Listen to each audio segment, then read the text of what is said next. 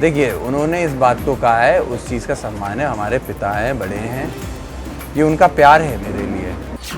शिवपाल को लोकसभा चुनाव लड़ने का नहीं है मन, बदायूं से आदित्य को लड़ाना चाहते हैं चुनाव। शिवपाल के इस प्रयास पर आदित्य ने फेरा पानी। शिवपाल धर्मेंद्र से हटकर दे दिया बड़ा बयान। आदित्य ने जो कहा उससे क्लियर कट एक अलग ही मैसेज गया। अखिलेश जो कहेंगे आदित्य वही करेंगे। ये बात अब किसी से छिपी नहीं कि शिवपाल यादव लोकसभा चुनाव लड़ना नहीं चाहते।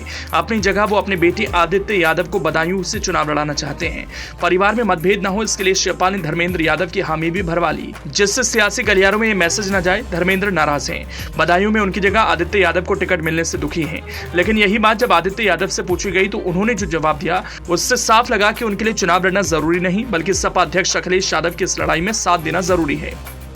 नहीं, देखिए, ये लगातार हम लोग के समाजवादी पार्टी का बदायूं लोकसभा के अंदर आदरणीय शिवपाल सिंह जी के लिए वोट की अपील की जा रही है। और उसके साथ साथ अभी पिछले 3 से 4 दिनों हम लोगों ने कार्यकर्ता सम्मेलन किया था, और उस सम्मेलन के अंदर जब जनता से बात हुई तो ये जनता से मांग उठी है कि हमारे नाम की मांग उठी, लेकिन ऐसा कोई प्रस्ताव पारित अभी नहीं होके गया है, लिखित में कोई इसकी बात नहीं हुई है, और ये सिर्फ चर्चाएं हैं। आगे पार्टी का जो भी निर्णय होगा, पार्टी ने निर्णय वैसे भी अभी करा हुआ है कि आदरणीय शिवपाल सिंह यादव जी चुनाव लड़ेंगे यहाँ से, तो इससे कोई फर्क नहीं पड़ता, जो भी चुनाव में होगा हम लोग उसको तुलसी में अभी भी मांग उठी है, और सरजीत जी आपके इन्होंने इस बात को कहा है कि आपको जी, मैं देखिए, ये सब वो लोग हैं जिन्होंने समाजवादी पार्टी को यहाँ तक पहुँचाया है। नेताजी जब से चुनाव लड़े थे, आदरणीय प्रोफेसर रामगोपाल यादव जी यहाँ से चुनाव लड़े, बड़े भाई हमारे आदरणीय धर्मेंद्र यादव जी 2-2 बार यहाँ से सांसद रहे, और बहुत ऐतिहासिक जीत उनकी रही है। तो बदायूं की जनता ने अपना प्यार इसने समाजवादियों को हमेशा दिया है, तो मैं समझता हूँ, मैं खुशनसीब हूँ कि ये प्यार और ये समर्थन अगर मुझे मिल रहा है तो मैं अपने आप को खुशनसीब समझता हूँ। धर्मेंद्र यादव जी ने वहाँ गुन्नौर में कहा कि अगर चाचा लड़ेंगे तो थोड़ी सी हिचक होगी, लेकिन अगर आदित्य लड़ेंगे तो मुझे लड़ाने में थोड़ा जी मजा आएगा, सरलता रहेगी। तो आपको क्या लगता है? अरे बिल्कुल, आप बताइए, जो परिवार के बड़े हैं उनके लिए तो सिर्फ वोट के सम्मान में उनके वोट की अपील कर सकते हैं, प्रचार कर सकते हैं। अगर उनका छोटा होगा तो हाथ पकड़ के लेके चले जाएंगे कि चलो यहाँ घूम। तो एक उस तरीके से उन्होंने इस बात को रखा कि अगर आदरणीय शिवपाल सिंह जी लड़ते हैं तो वो सम्मानित है, उनको उसी हिसाब से एक प्रोटोकॉल के साथ उनको लोगों के बीच ले जाया जाए, क्योंकि बड़े नेता हैं, देश के प्रदेश के बड़े नेता हैं। और जहाँ तक हम लोग की बात है तो हम लोग तो डोर टू डोर अभी प्रचार कर रहे हैं, और यही प्रचार ऐसे ही चलता रहेगा। चाचा ने, आपके पिताजी ने क्या चर्चा कर ली है अखिलेश यादव जी से कि आपको टिकट फाइनल कर दिया जाए? इसके बारे में मुझे अभी तक कुछ भी इसके पता नहीं है। अभी वो गए भी मैनपुरी हैं, मैनपुरी में आदरणीय डिम्पल यादव जी के लिए, जो कि मैनपुरी से चुनाव लड़ रही, तो उनके प्रचार में गए हुए हैं। लखनऊ वो गए नहीं है, राष्ट्रीय अध्यक्ष जी इस समय लखनऊ में है, और बात होती है नहीं होती है, अभी हम लोग उस चीज़ को देख ही नहीं रहे हैं। हमारे लिए तो जैसे अर्जुन के लिए जो मछली की आँख थी, हमारे लिए तो मछली की आँख इस समय बदायूं है, तो हम तो जनता के बीच बदायूं हैं। तो कल पिताजी ने कहा है कि हिंट दिया है कि आपको चुनाव लड़ाने की, इसको कैसे देखते हैं?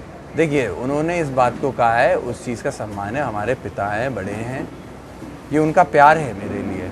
लेकिन पार्टी के निर्णय पार्टी के राष्ट्रीय अध्यक्ष और शीर्ष नेतृत्व लेते हैं, तो निश्चित ही शीर्ष नेतृत्व का जो भी आदेश होगा उसका पालन किया जाएगा। आदित्य जी, कल योगी जी ने अपनी सभा में कहा कि एक तो पहले हमने भगा दिया कैंडिडेट, और अब संभवतः दूसरा भी भाग जाएगा, तो शायद ऐसा ही लग रहा है कि वो बीजेपी जाने का। हाँ, देखिए, भारतीय जनता पार्टी की भाषा में कहा जाए तो क्रोनोलॉजी को समझिएगा।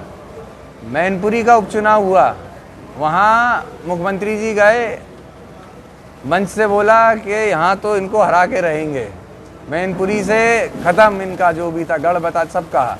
कितने लाख से जीत हुई? 1.5 लाख से ज़्यादा से जीत आदरणीय डिम्पल यादव जी की हुई। घोसी उपचुनाव हुआ, घोसी उपचुनाव के अंदर 30 मुख्यमंत्री, 2 डिप्टी सीएम, पूरा प्रशासन लगा रहा।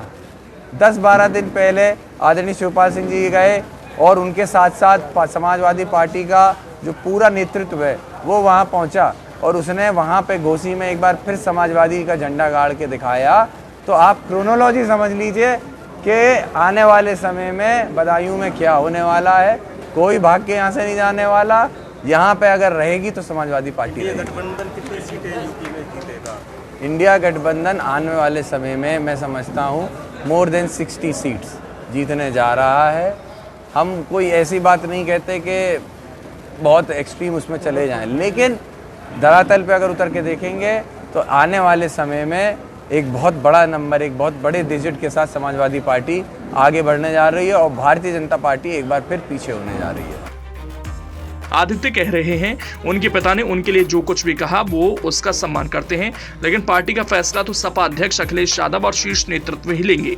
अब आदित्य की इस बात को सुनकर क्या कहेंगे? क्या आदित्य अपने पिता शिवपाल यादव को इस मुद्दे पर सोच समझकर बात करने की नसीहत दे रहे हैं ताकि किसी तरह का विवाद परिवार में ना हो और विरोधियों को बोलने का मौका न मिले?